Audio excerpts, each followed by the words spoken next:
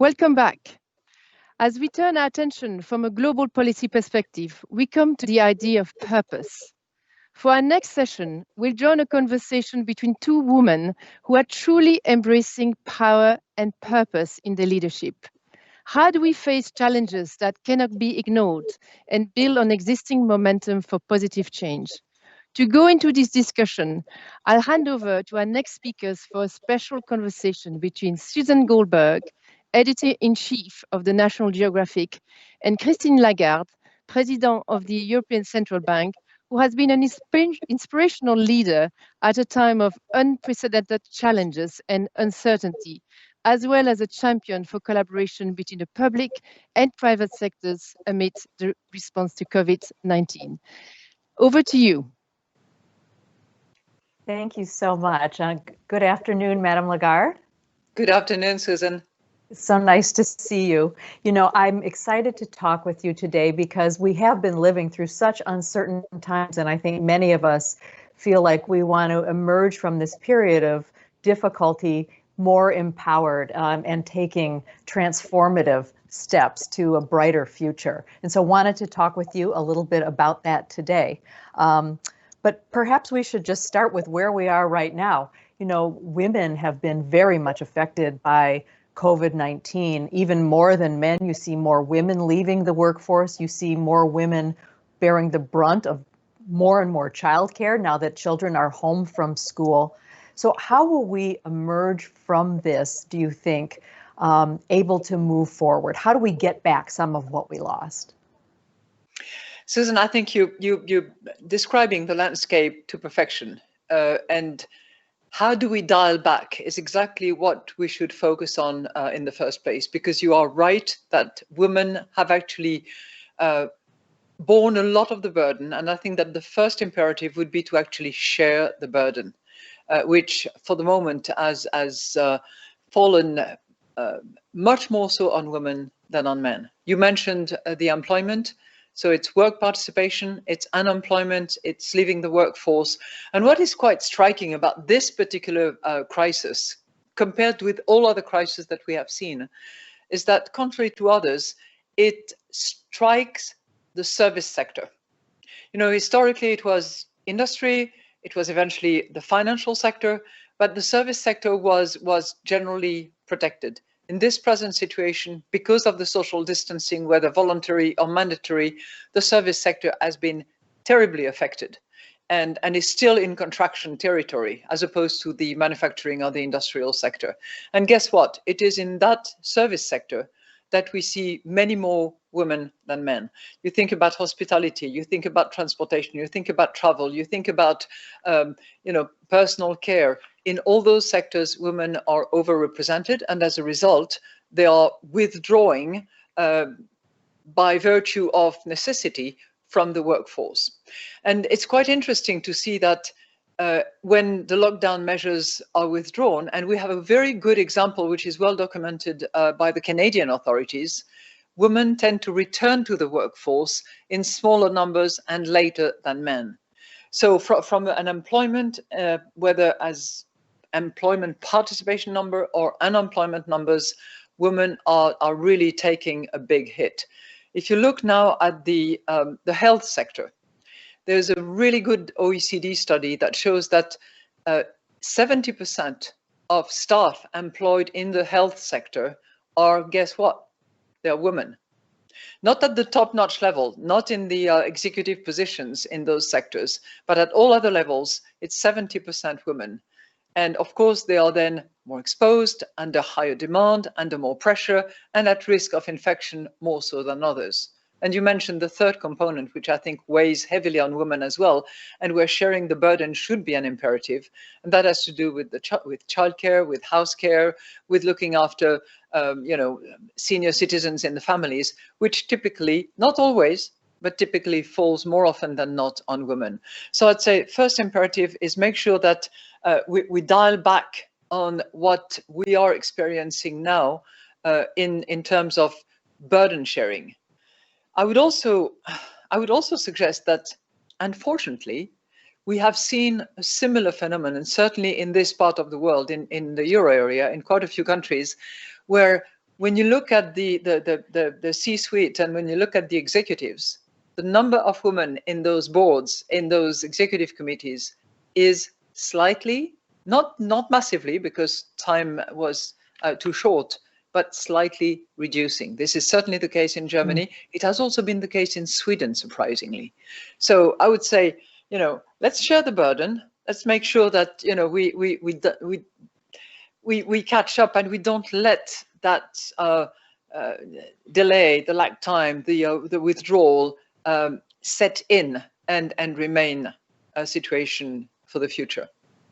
Well, I do think that the minute people can go back to work, so many of us really want to get back. But one of the things that we've learned during this pandemic is that we can be much more flexible in the ways that we work than I think many of us realized. That we have been more successful, for those of us who have the privilege of being able to work from home, to be able to do that pretty successfully. And I'm wondering if you think that having proved this by necessity, could there be more flexibility in terms of work hours or work days or work from home?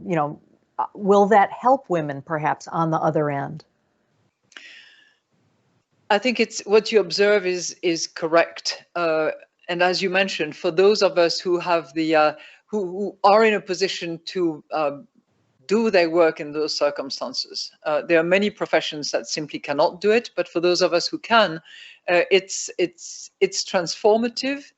And you see, I'm torn between the benefits that we can draw from that, because it clearly saves on transportation time. It saves on various constraints that otherwise would apply, and probably disproportionately so on women. And the risk that this famous, work-life balance that is always expected, hoped for, might be even more blurred than it was before. I mean, I'm heading an organization where a lot of the work is currently being done at home. Teleworking is the rule by default. And I know that some of our staff members, for instance, work extremely hard beyond normal business hours, and they go beyond the call of duty because they see it as their duty. But this border between work and life and health and stability, I think, needs to be maintained, restored eventually, and protected, so that people actually keep both health and focus and sanity.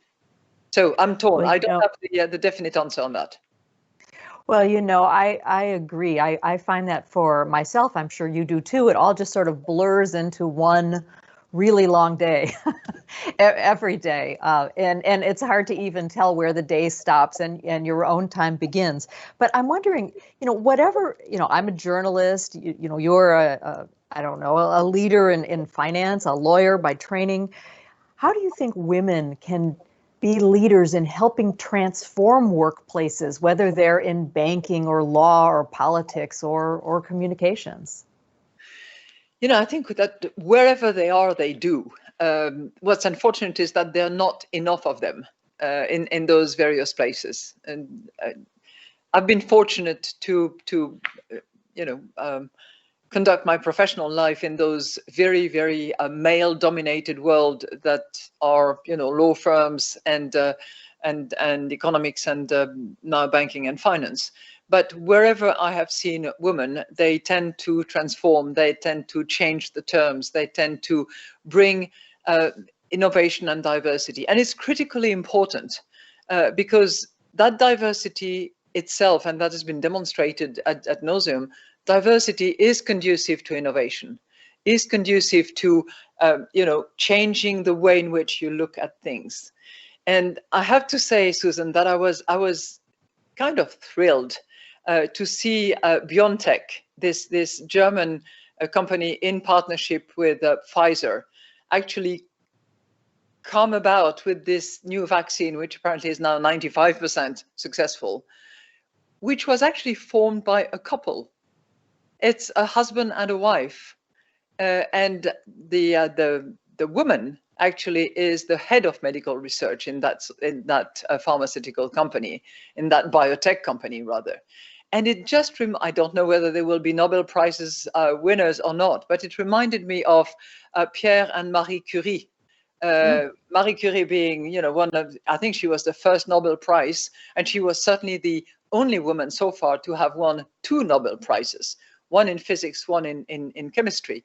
And the fact that diversity within a couple, that they happen to have been married, and these 2 also happen to have been married, but they demonstrate that diversity, challenging each other's views, not having this sort of tunnel or corridor thinking, as I look at it, can be an extraordinary source of innovation. And it's no surprise that fantastic innovations, such as the one that gives us hope and reduces the uncertainty that we are going through, it's not surprised that there is diversity, and there's gender diversity at the heart of this discovery. Well, I think that is a great point, and something we should all remember. I want to get back to something you mentioned very briefly. You have been a female first yourself so many times. You have diversified so many ranks of leadership at Baker McKenzie, you know, the global law firm, at the IMF, now at the European Central Bank. What are the takeaways, do you think, there that people had seeing you in that role, in seeing women as leaders in those kinds of positions?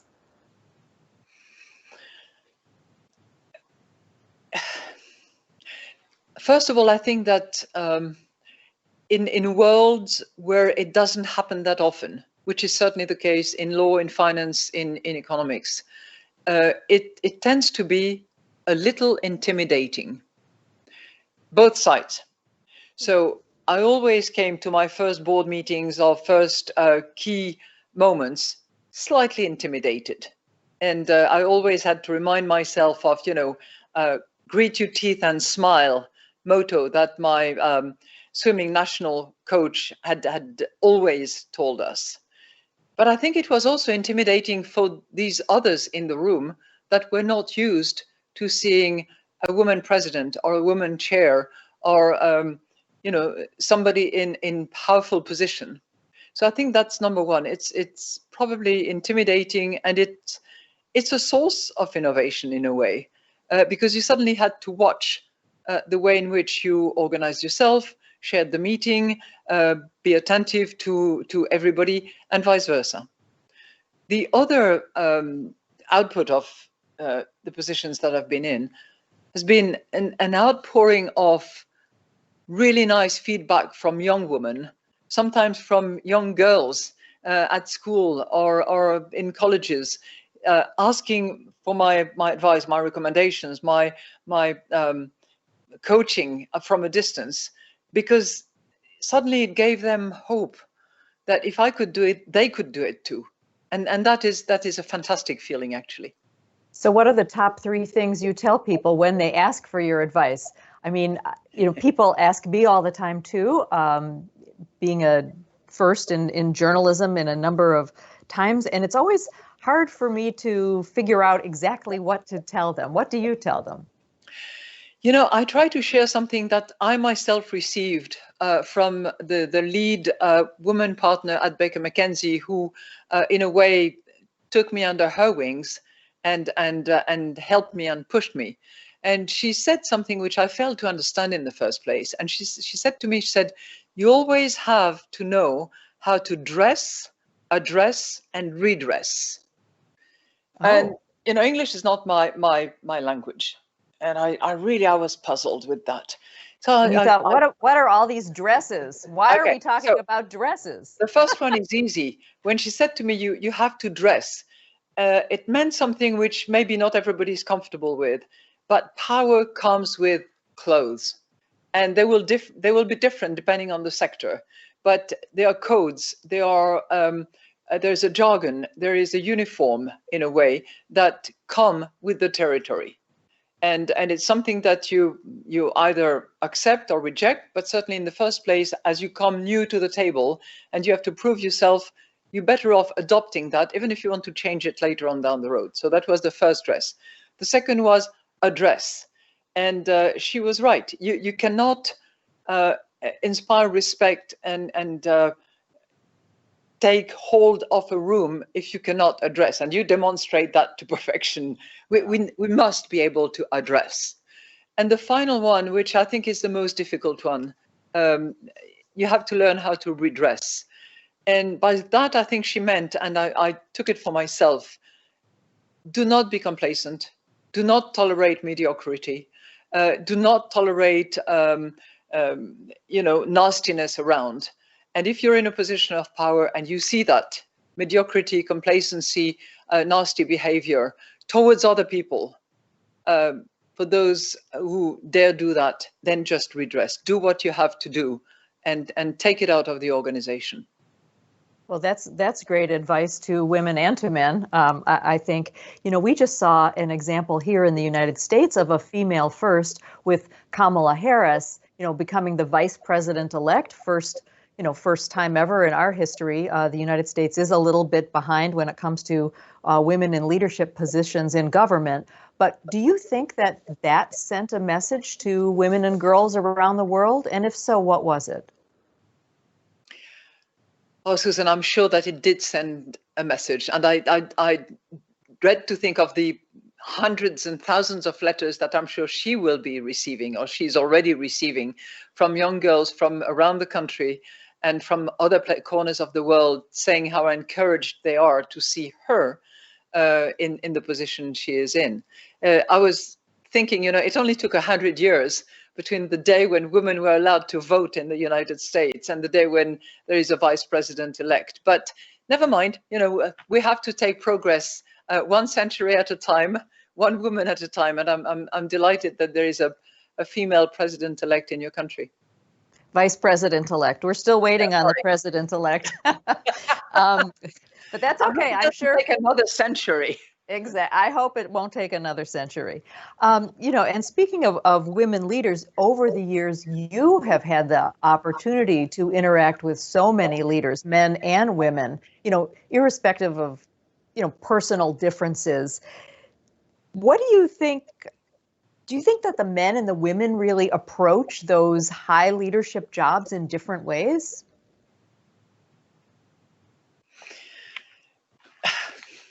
Well, first of all, I have seen many more men than women in those positions because it's the reality of the world.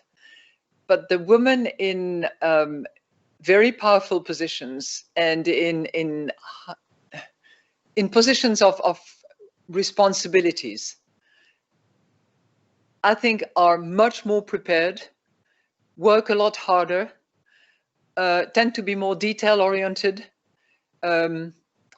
are not going to leave any stone unturned. And that, I think, has been a characteristic of all of them. And they are, when I think of Angela Merkel, when I think of Ursula von der Leyen, when I think of Aung San Suu Kyi, when I think of Jacinda Ardern and others, they are superbly prepared. And you can tell that they've been reading their briefing materials inside out from A to Z and have been thinking about it. Do you think that they came to the table that way because to have succeeded, to have gotten as far as they got, they always had to be that prepared because they couldn't afford to have any weakness? Sure. Yeah, I think it's a combination of two things. One is there is that confidence factor, which has been very nicely analyzed in a book by Kathy Kay, actually. There's that.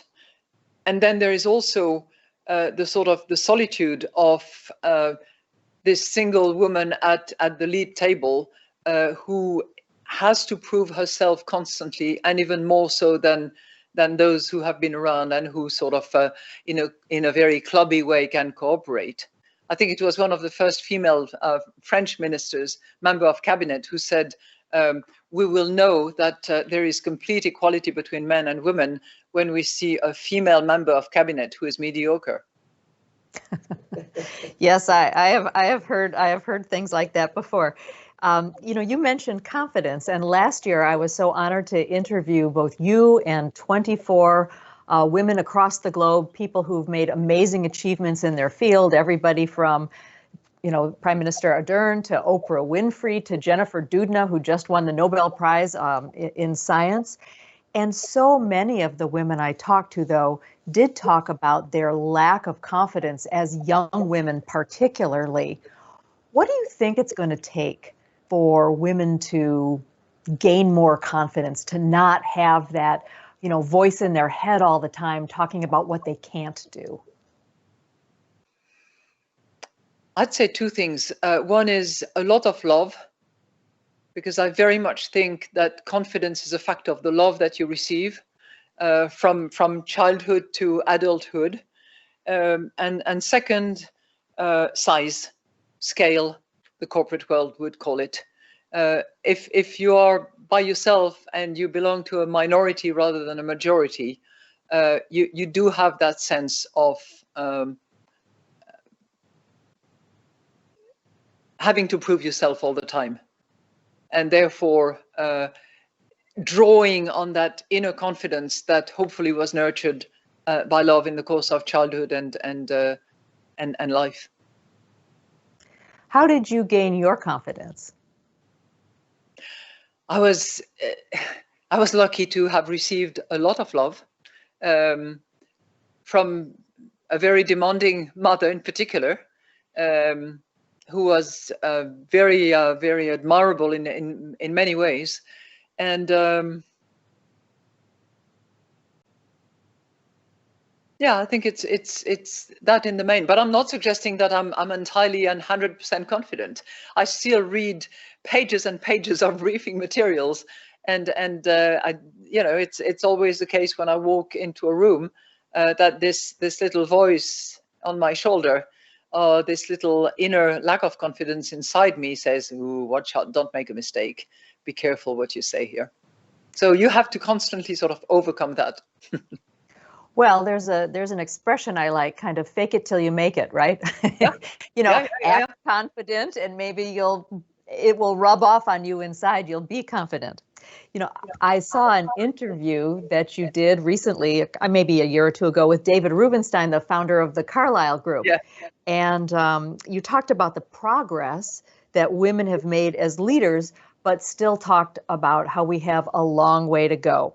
So how would you assess stepping back? Are things really getting better? And how much further do you think we have to go?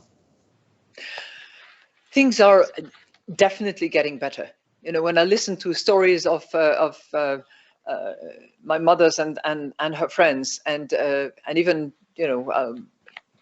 younger generations, huge progress has been made. Let's face it, and in a very short span of time.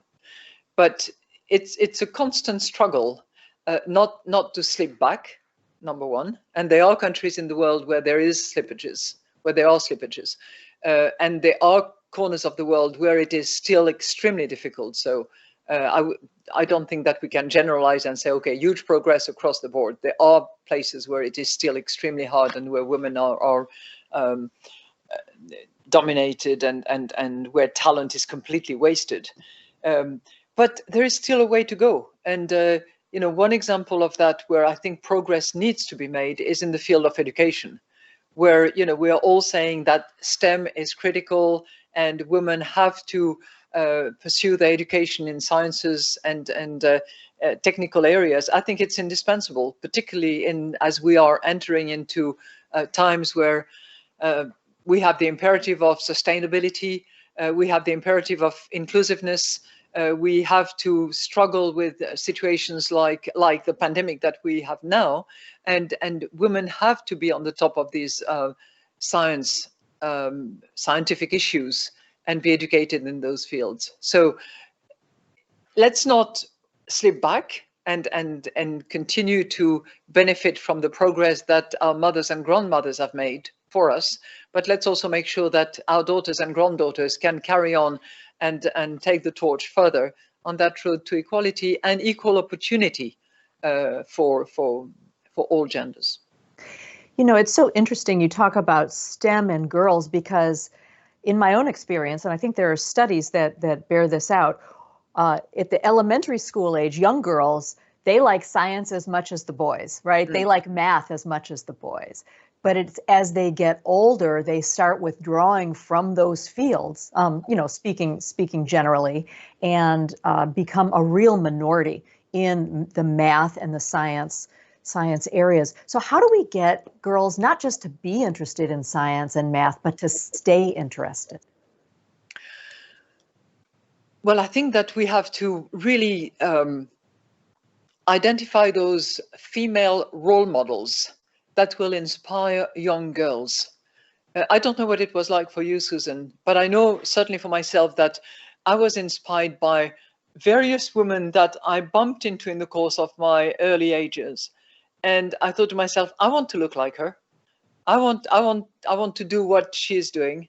And those role models have to be identified. They have to take the stage. They have to be seen, and they have to themselves reach out to young children and teenagers and young sort of pre-college admissions girls, because that's I think vitally important to take a direction in one's life.